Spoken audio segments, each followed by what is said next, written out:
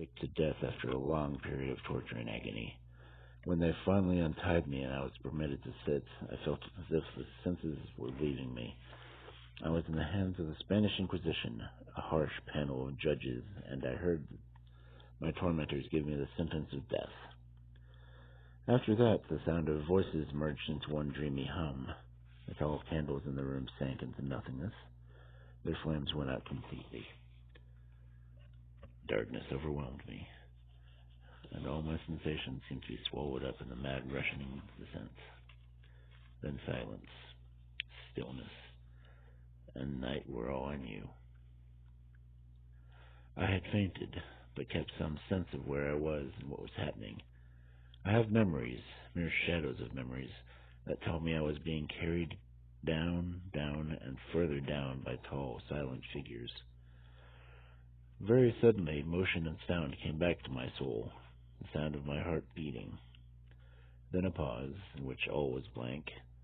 Then again sound and motion, and a touch, a tingling sensation all over.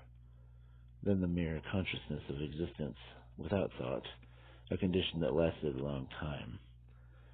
Then very suddenly, thoughts and shuddering terror and earnest efforts to understand where I was and what my fate was. Then a strong desire to fall into unconsciousness again. Then a rushing revival of soul and a successful effort to move. Then came a full memory of the trial, of judges, of the deep black tapestries, of the tall candles, of the sentence, of the sickness, and of the swoon. So far I had not opened my eyes. I felt that I lay on my back, unbound. I reached my hand out, and it fell upon something damp and hard.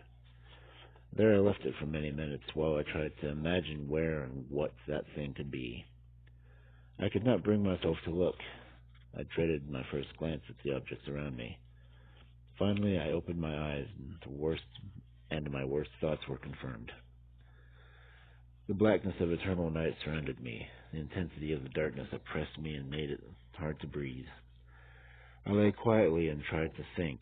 Once I remembered that I had been sentenced by the Inquisition, I tried to understand my real condition. Had I been sent to the dungeon to await a public execution, which would not take place for many months? This, I realized at once, could not be the case.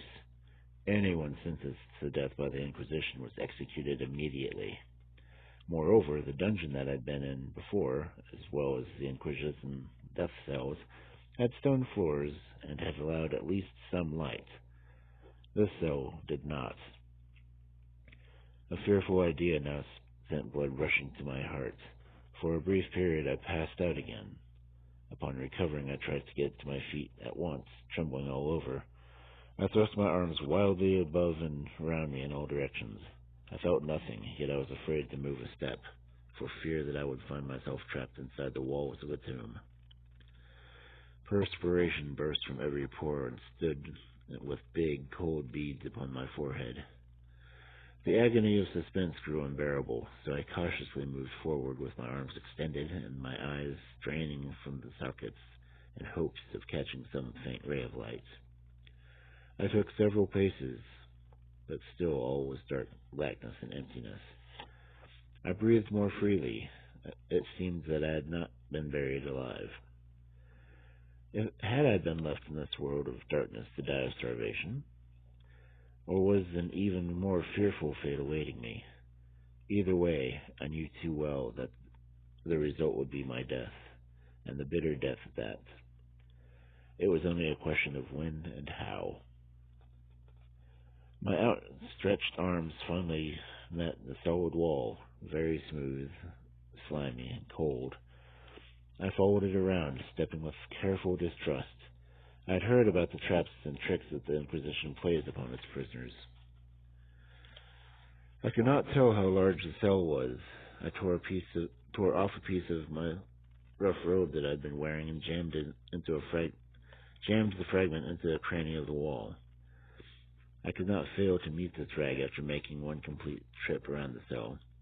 So I thought, but I had not counted on the great size of the dungeon, or on my weakness. The ground was moist and slippery. I staggered onward for some time. Then I stumbled and fell. My fatigue made it impossible for me to get up, so sleep soon overtook me. Upon waking and stretching forth an arm, I found beside me a loaf of bread and a pitcher of water. I was much too exhausted to wonder about this. I just ate and drank eagerly. Shortly afterward, I resumed my tour around the prison, and with much toil came at last upon the fragment of cloth. After counting my paces, I guessed that the dungeon was 50 yards around, and had met my angles in the wall. However, I could not begin to guess about its shape of the vault. I knew that all this research had no point, but curiosity made me keep going. Leaving the wall, I decided to cross the room.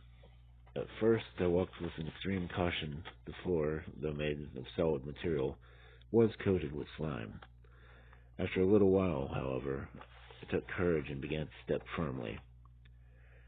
I wanted to cross in as direct a line as possible.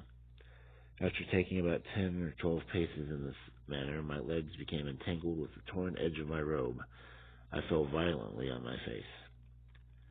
In the confusion of the fall, I did not immediately understand how lucky I had been. My chin rested upon the slimy floor of the prison, but my lips and the upper portion of my head were touching nothing. At the same time, my forehead seemed bathed in a clammy mist, and a peculiar smell of decayed fungus hit my nostrils. I put my arm forward and shuddered to discover that had I fallen at the very brink of circular pits. I could only guess its depth. I loosened a small rock from the floor and dropped it into the pits. For many seconds I listened to hear it strike something. At last there was a sudden plunge into water, followed by loud echoes. At the same moment there came a sound from above me, like a quick opening and closing of a door. A faint gleam of light flashed suddenly through the gloom and faded away just as suddenly. I saw clearly the doom that had been prepared for me, and congratulated myself upon the accidents that had helped me escape it. Just one more step before my fall, and the world would have seen me no more. The Inquisition reserved two kinds of punishment for its hopeless victims: death preceded by physical torture, or death preceded by mental torture. I had been sentenced to the latter. In my long suffering, I had grown more and more nervous until I trembled at the sound of my own voice. I was an excellent candidate for the torment that I now had to suffer through. Shaking in every limb, I groped my way back to the wall, determined to die there rather than risk the terrors of that deep well. In other states of mind, I might have had the courage to end my misery at once by leaping into the pits, but just then I was a coward. I could not forget what I had read about these pits. The falling into them was only the beginning of the torture. My agitated spirit kept me awake for many hours. Finally, I slept again. Upon waking, I found by my side, as before, a loaf of bread and a pitcher of water. My burning thirst consumed me, and I emptied the pitcher at once. It must have been drugged, for scarcely had I drunk before I became irresistibly drowsy. I fell into a deep sleep, like that of death. When I woke once again, I was able to see objects around me for the first time, in a wild, sulphurous light whose source I could not pinpoint, enabled me to see everything inside my cell. I had been wrong about its size. The whole way around the walls was no more than 25 yards. How could it be so much smaller than I'd thought? For some minutes this fact bothered me in a trivial way. Trivial indeed, for what could be less important under these terrible conditions than the size of my dungeon? Looking around me, I saw that the general shape of the prison was square. Along the walls were hideous and repulsive devices of metal in the shape of fiends, skeletons, and other deathly images. I noticed that the outlines of these monstrosities were distinct, but their color seemed faded and blurred. I now noticed the floor, too, which was stone. In the center yawned the circular pit from whose jaws I had barely escaped. All of this I saw indistinctly and by much effort, for my condition had greatly changed while I slept. I now lay on my back, at full length, on a low bed of wood. To this I was securely bound by a long strap, passed about my limbs and my body.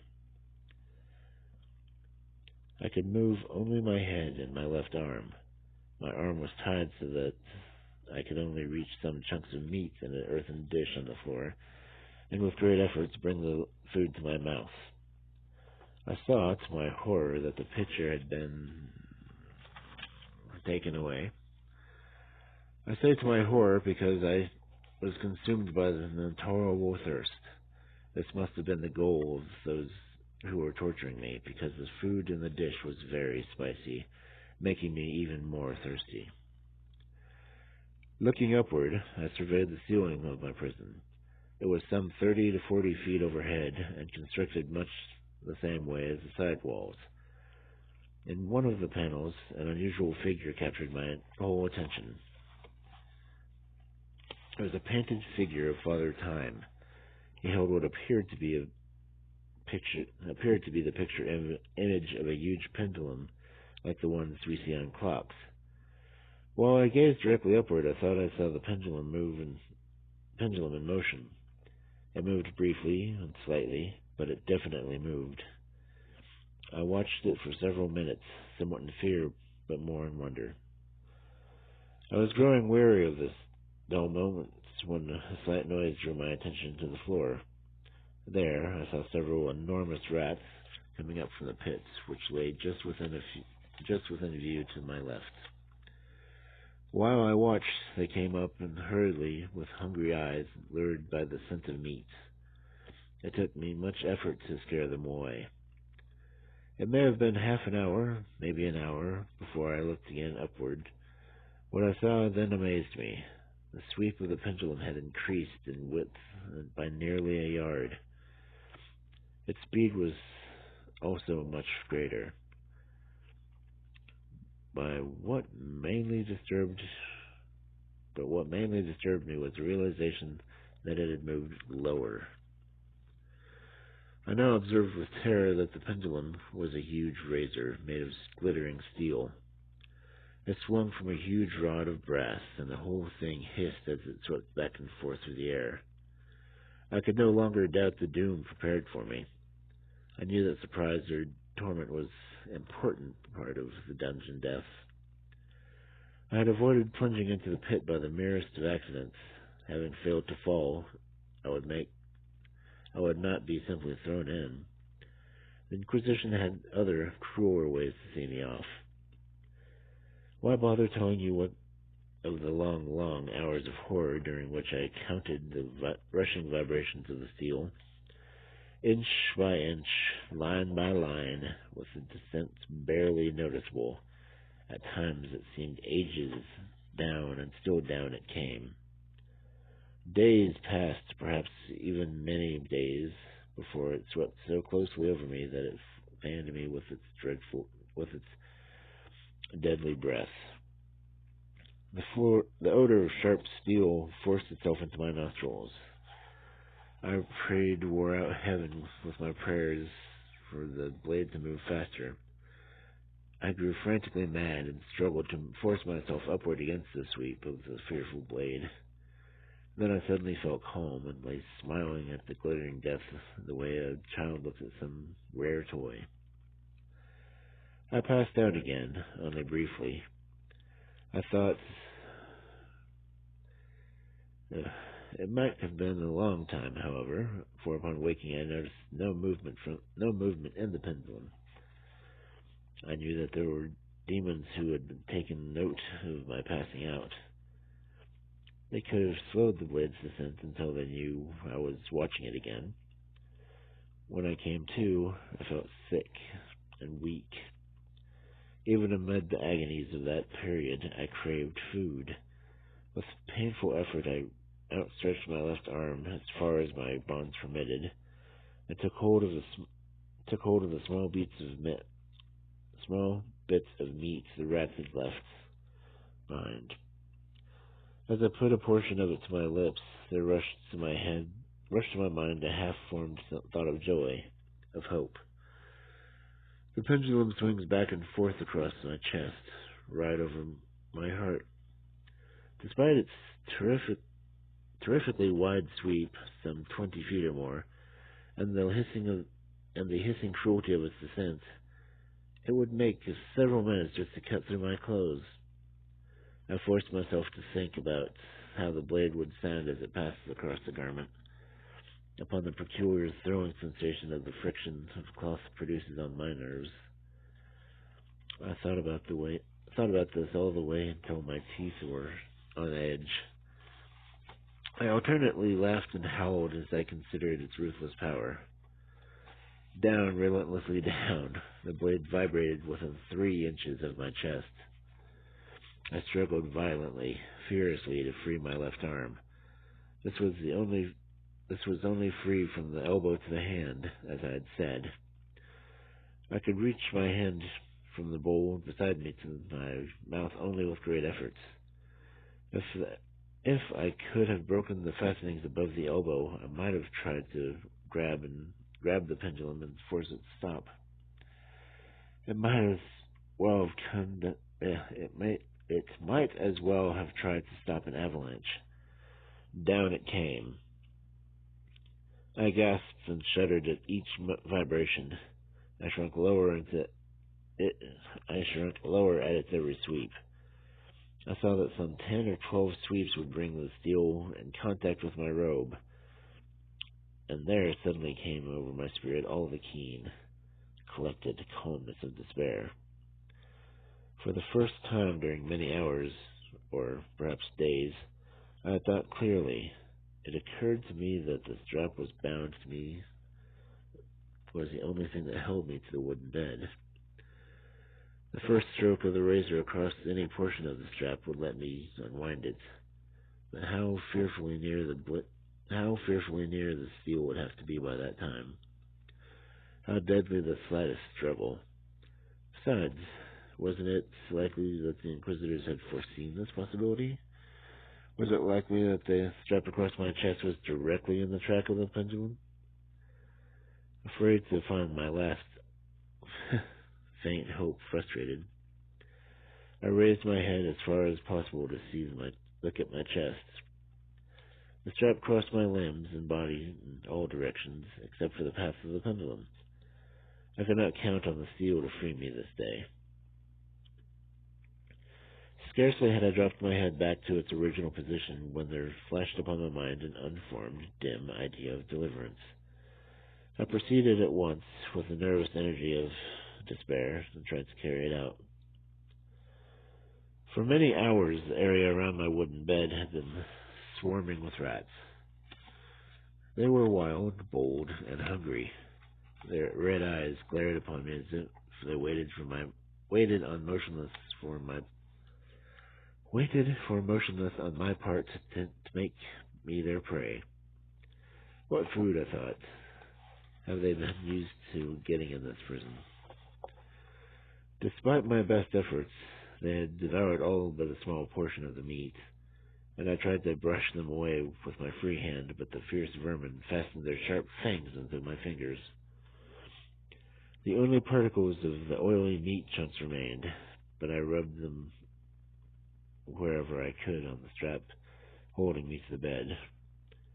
Then, raising my hand from the floor, I lay breathlessly still. At first, the ravenous animals were startled and terrified by my movements. They shrunk back in alarm. Many went back into the well, but only for a moment.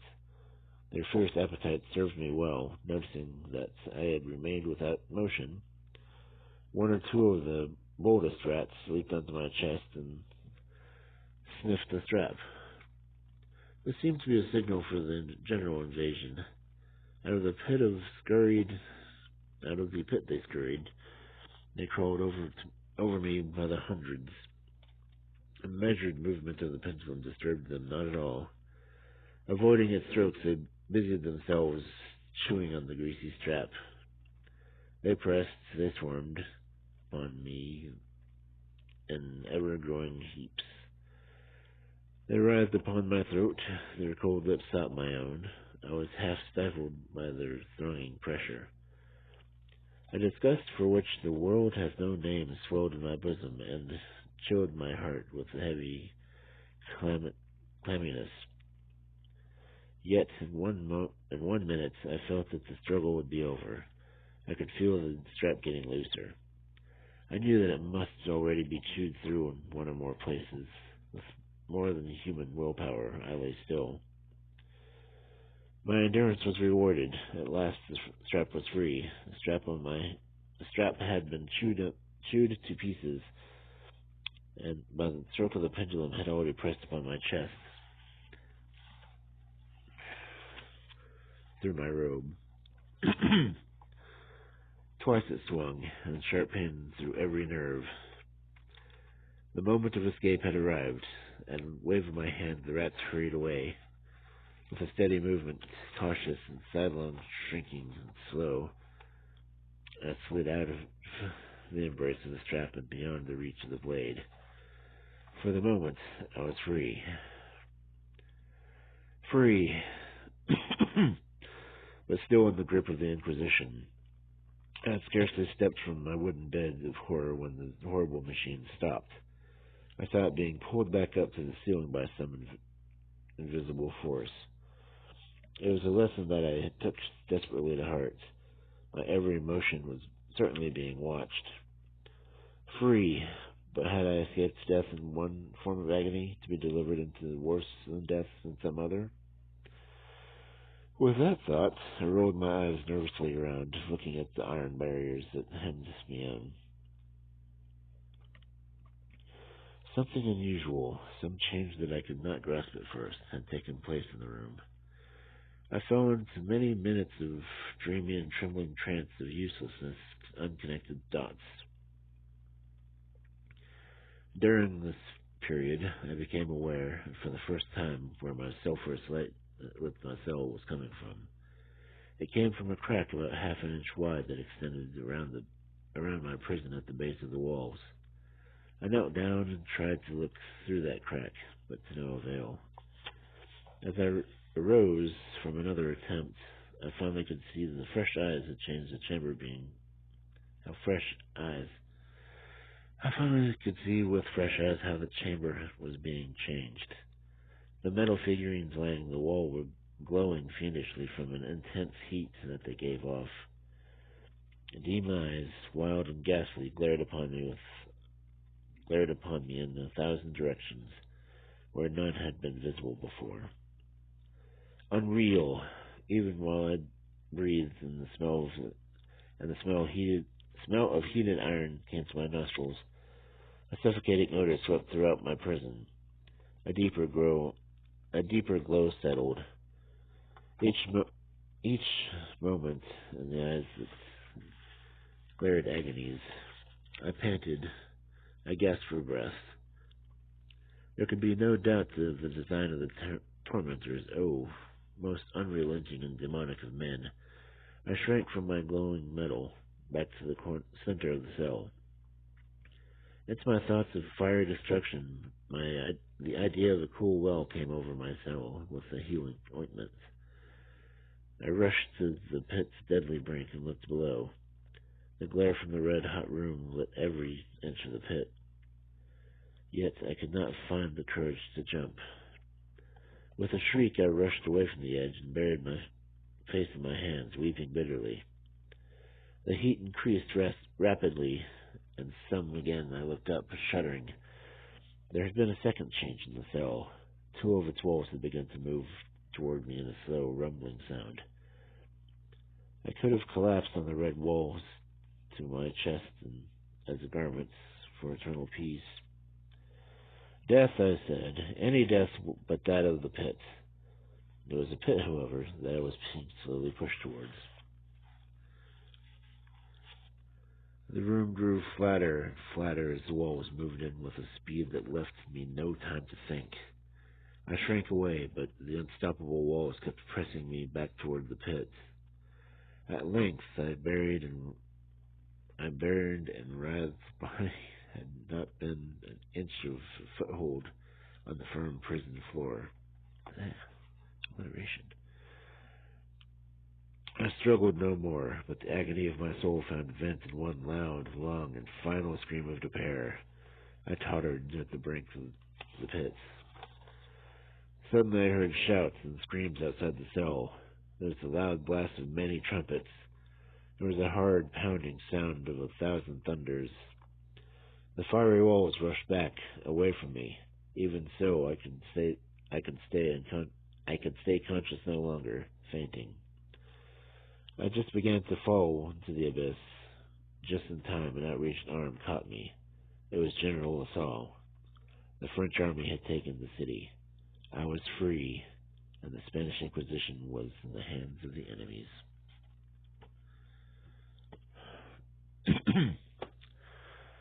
Alright, well, my cubs.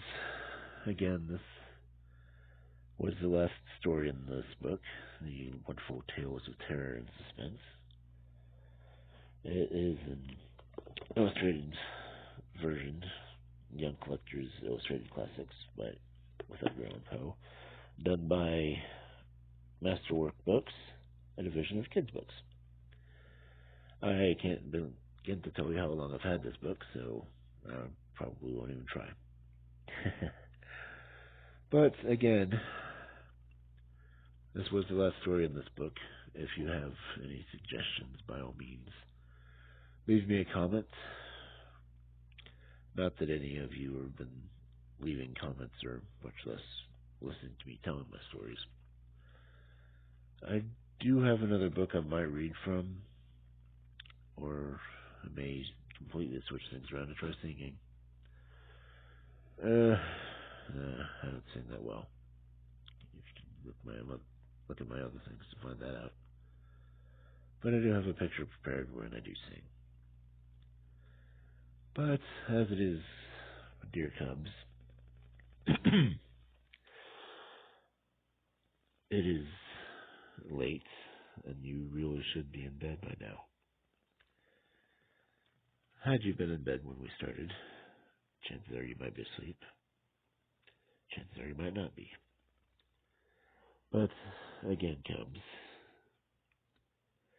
I will tell you good night and wish you pleasant dreams.